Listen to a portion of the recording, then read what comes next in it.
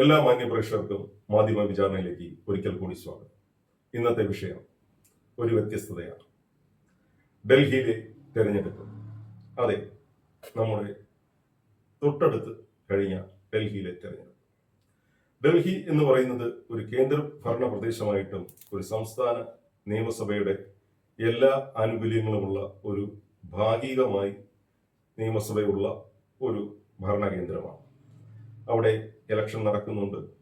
ആ ഇലക്ഷനിൽ ജനപ്രതിനിധികളെ തിരഞ്ഞെടുക്കും, അവരെ ഭരിക്കും. പക്ഷേ പോലീസും മറ്റ് സംവിധാനങ്ങളൊക്കെ കേന്ദ്രമാണ് നേരിട്ട് നടത്തുന്നത്. അത് രാജ്യ തലസ്ഥാനം എന്ന നിലയ്ക്കും കേന്ദ്രത്തിന്റെ ചില നോട്ടം അവിടെ ആവശ്യമാണ് എന്ന നിലയ്ക്കും ഒക്കെയാണ് പറയപ്പെടുന്നത്. എന്തൊക്കെയായാലും ഇപ്രാവശ്യത്തെ ഇലക്ഷൻ ഒരു വാശിയേറിയതായിരുന്നു. പലരുടെയും പ്രതികാരവും ചിലരുടെയൊക്കെ തിരിച്ചുവരവിന്റെ മുന്നോടിയും ഒക്കെ ആയിട്ടാണ് ആ തെരഞ്ഞെടുപ്പ് ഇന്ത്യ ഒട്ടാകെ ശ്രദ്ധ പിടിച്ചു പറ്റിയത്. 27 വർഷങ്ങൾക്ക് ശേഷമാണ് ഇന്ന് അധികാരത്തിലെത്തിയ BJP അധികാരത്തിലേക്ക് തിരിച്ചു വന്നത്. അവർ തോൽപ്പിച്ചതാവട്ടെ ആം ആദ്മി എന്ന് പറയുന്ന ഒരു രാഷ്ട്രീയ ശിശുവിനെയാണ്. കേവലം 10-12 കൊല്ലം മുമ്പ് മാത്രം ഇന്ത്യൻ രാഷ്ട്രീയത്തിലേക്ക് കടന്നു വന്ന 2014 ഇന്ത്യൻ രാഷ്ട്രീയത്തിലേക്ക് കടന്നു വന്ന ആ പ്രസ്ഥാനമാണ് ആം ആദ്മി. സാധാരണക്കാരുടെ വികാരങ്ങൾ ഉയർത്തിക്കൊണ്ട് അവർക്ക് സൗജന്യങ്ങൾ പ്രഖ്യാപിച്ചുകൊണ്ട് കടന്നു വന്ന ഒരു വലിയ ശക്തിയായി മാറിയ ആം ആദ്മി പാർട്ടി. ഡൽഹി മാത്രമല്ല, അവരിപ്പോൾ പഞ്ചാബും ഭരിക്കുന്നുണ്ട്. അങ്ങനെ രണ്ടിടത്ത് ഭരണകക്ഷിയായിട്ടും ഗുജറാത്ത്, ഗോവ തുടങ്ങിയിടത്ത് ശക്തമായ സാന്നിധ്യവുമായിട്ടും ആം ആദ്മി ഇന്ത്യൻ രാഷ്ട്രീയത്തിൽ ഒരു പ്രത്യേക മേൽവിലാസം സൃഷ്ടിച്ചെടുക്കുകയുണ്ടായിട്ടുണ്ട്. എന്നാൽ എന്താണ് ഡൽഹിയിൽ BJPയും ആം ആദ്മിയും തമ്മിലുള്ള പോരാട്ടത്തിൽ ആം ആദ്മിക്ക് അടിപതറിയത്? സ്വാഭാവികമായിട്ടും ഇന്ന് പലരും പറയുന്ന ഒരു കാര്യമുണ്ട്, കോൺഗ്രസ് ആണ് ആം ആദ്മിയെ തകർത്തത്. എന്തുകൊണ്ട് കോൺഗ്രസ് ആം ആദ്മിയെ തകർത്തു?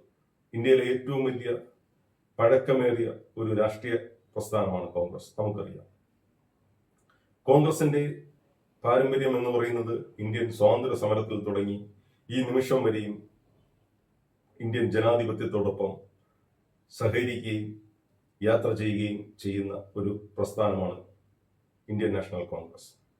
ആ കോൺഗ്രസിന് ആം ആദ്മിയെ തകർക്കേണ്ട കാരണമെന്ത്? ഇന്ന് ഇന്ത്യൻ രാഷ്ട്രീയത്തിൽ BJP എന്ന് പറയുന്ന ഒരു കക്ഷി, അവർക്ക് ഒരു കൂട്ടുമന്ത്രിസഭയുടെ സ്വഭാവത്തിലാണ് BJP ഇന്ന് ഇന്ത്യ ഭരിക്കുന്നത്. കഴിഞ്ഞ 2 പ്രാവശ്യവും BJP ഭരിച്ചത് ഏകശില അല്ലെങ്കിൽ ഒറ്റകക്ഷി ഭരണമായിരുന്നു. ഒറ്റകക്ഷി ഭരണത്തിൽ തന്നെ BJP പലപ്പോഴും ചെയ്യുന്ന ഒരു കാര്യമുണ്ട്, കൊടുക്കേണ്ടത് കൊടുത്തും എടുക്കേണ്ടത് എടുത്തും ഭരണം നിലനിർത്തുക, ഭരണം മുന്നോട്ട് കൊണ്ടുപോകുക. ഇത് പ്രതിപക്ഷ കക്ഷികൾക്ക് സംഭവിക്കുന്നില്ല എന്ന ഒരു യാഥാർത്ഥ്യം കൂടി നമുക്കിവിടെ കാണാം. കാരണം കഴിഞ്ഞ ഒരു തെരഞ്ഞെടുപ്പ് തൊട്ടു മുമ്പ് നടന്നു. ഹരിയാന എന്ന് പറയുന്ന ഒരു സംസ്ഥാനത്താണ്. ഹരിയാനയിൽ കോൺഗ്രസ് വിജയിക്കുമെന്നും മന്ത്രിസഭ രൂപീകരിക്കുമെന്ന് തന്നെയായിരുന്നു ഏവർക്കും പ്രതീക്ഷയും ആ വഴിക്കായിരുന്നു. കാരണം അവിടെ നേരത്തെ BJP ആയിരുന്നു ഭരണത്തിൽ.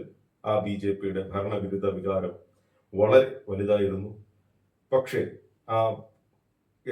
ആ ഇലക്ഷനിൽ കോൺഗ്രസ് പരാജയപ്പെട്ടു, വീണ്ടും പ്രതിപക്ഷത്തായി. അതിനുള്ള പ്രധാന കാരണമായി ഏവരും പറയുന്നത് ആം ആദ്മിയുടെ ഒരു സാന്നിധ്യമാണ്. ആം ആദ്മിയാണ് സത്യത്തിൽ BJPക്ക് അവിടെ ഹരിയാനയിൽ വഴിയൊരുക്കിയത്. കേവലം 3 സീറ്റിന്റെ ഭൂരിപക്ഷത്തിലാണ് BJP അവിടെ അധികാരത്തിൽ എത്തിയത്. കേവലം 1% വോട്ടാണ് വ്യത്യാസത്തിലാണ് BJPയും കോൺഗ്രസും തമ്മിലുണ്ടായത്.